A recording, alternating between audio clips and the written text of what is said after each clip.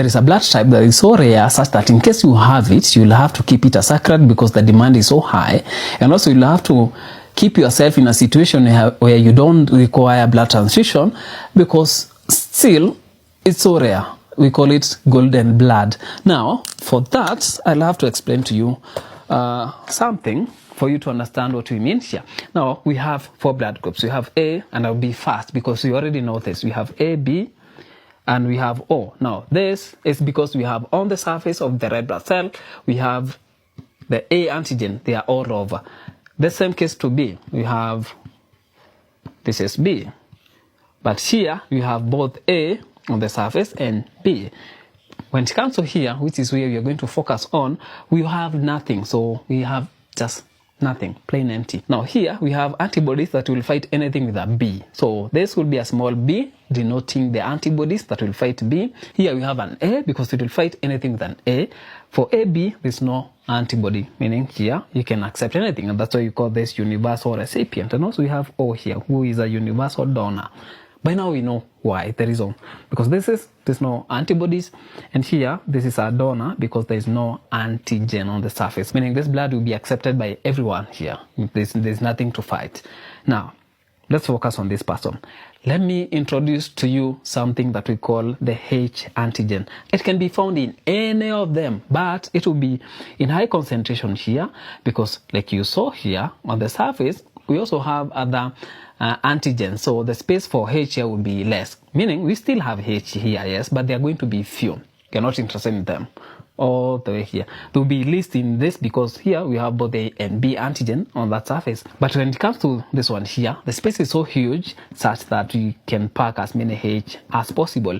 Now remember, this is a universal donor. This person can give to every other person upstream here, but they can only receive blood from their own type only. So they can only receive blood from blood group O. If you are O, okay, the advantage here is O makes the majority in the population. We have so many O in the society such that you don't need to worry. You're definitely going to find it. Now, we have those people, when it comes to O, we have now 2 types of people here. We have those with H and those without H. Are you seeing where we are headed? Now, this person here has a H antigen on the surface here. And like you noted here, when you have A, you're going to form antibodies against the opposite one. Now, this person here, we have 2 people here. We have O with a H and we have O without a H. This person here, without a H, will form antibodies against this person with a H here. I'm sure you see where we are headed. Now, this person here is what we are now interested in, because if I transfuse the same kind of group, they're still in blood group O. If I take this blood, transfuse to this person here, there will be going to be a reaction, because here we have H antibodies, and we call them anti-H. The same case we call this anti-A, anti-B. Now, this is anti-H. Now, this will fight this antigen here, and there will be a reaction. Now, this person, if they require blood, they are only going to accept blood from their own kind, those people without this H.